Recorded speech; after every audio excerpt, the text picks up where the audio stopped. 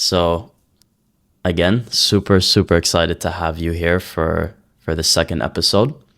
So if you guys haven't watched the first episode, I highly recommend you go check it out. That will give you an overview of your life and a better introduction to who you are. And today's podcast is, I'm going to say, more out of self-interest for me. So the last podcast we did, I already know your story. You're my dad. Although I did, of course, learn a few things. Today's podcast is the reason why I decided to do it is because I genuinely want to learn from you about what your vision is for education, for the future of education. And so I'm going to formally introduce you today. So Salim Sahiun, savior of the Western education system, the future of our children lies in your hands. And I know that sounds funny and maybe biased because you're my dad, but I do genuinely mean that. With the way the current Western education system stands, a debate I always have with myself is, do I want to send my kids to school? Like, do I want to send my son or my daughter to a high school if I'm living in the West where they're going to be indoctrinated with ideologies that I don't want them to necessarily learn, especially at that age?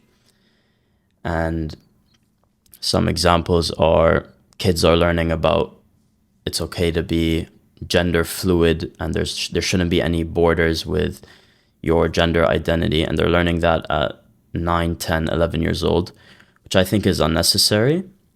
And something that Joe Rogan said on one of his podcasts I think is really fascinating, and many people, it's not something that's really talked about. And he says, so in the US, let's say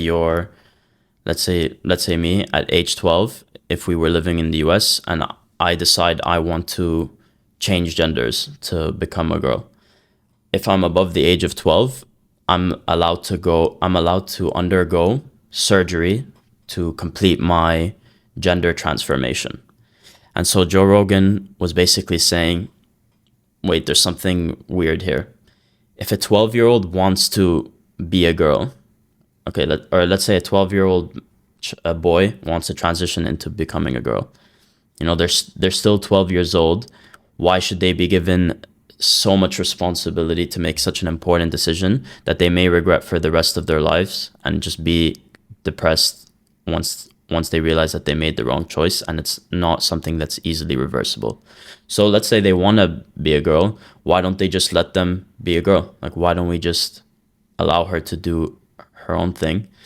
But why does she need to go the surgery? Why does she need to change her biology?